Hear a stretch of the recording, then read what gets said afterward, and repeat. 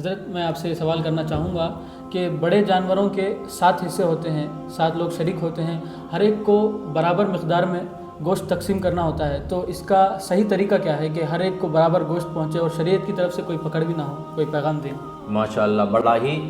ضروری سوال کیا ہے پیارے ناظرین۔ آپ کو بھی ہم بتانا چاہیں گے اور اس ویڈیو کو آپ خوب شیئر کرنا تاکہ ہر ایک کو اس مسئلے کی صحیح جانکاری ملے اور وہ اپنی قربانی کو صحیح طور پر ادا کر سکے۔ بڑے جانوروں میں 7 لوگ حصہ لیتے ہیں۔ اب شریعت نے یہ قانون، یہ ضابطہ بنایا ہے کہ ہر ایک کے پیسے بھی برابر ہونا چاہیے، اور دوسرا طریقہ، جب گوشت کی تقسیم کاری اس کو ڈیوائڈ کیا جائے تو ہر ایک حصے دار پر برابر گوشت پہنچنا چاہیے۔ سامنے والا یہ کہہ دیا کرتا ہے کہ میں اپنی طرف سے معاف کرتا ہوں، تو اس سے کام نہیں چلتا، کیونکہ قربانی بھلے ہی آپ اپنے پیسوں سے کر رہے ہیں، لیکن یہاں پر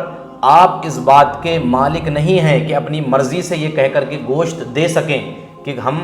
راضی ہیں اور ہم اپنی طرف سے گوشت زیادہ اس کو دے رہے ہیں، بلکہ یہ شریعت کا حق ہے، رب تعالیٰ کا یہ حق ہے، اسی کے مطابق آپ کو عمل کرنا ہوگا۔ اب آسان ضابطہ آپ کو بتا دیا جاتا ہے کہ کم زیادہ بھی ہو جائے تو بھی آپ کی قربانی میں کوئی خرابی لازم نہ آئے۔ تو آپ اپنے گوشت میں یہ بات دیکھ لیں کہ کچھ چیزیں ایسی ہوتی ہیں جن کو گوشت نام دیا جاتا ہے، کچھ چیزوں کو گوشت نہیں کہا جاتا،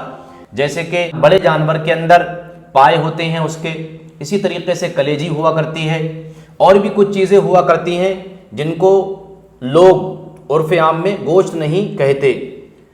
تو جو گوشت ہے حقیقت میں جس کو گوشت کہا جاتا ہے، اور یہ جو چیزیں میں نے ذکر کی جیسے کہ کلیجی ہو گئی آپ کی، اسی طریقے سے آپ کے پیر ہو گئے،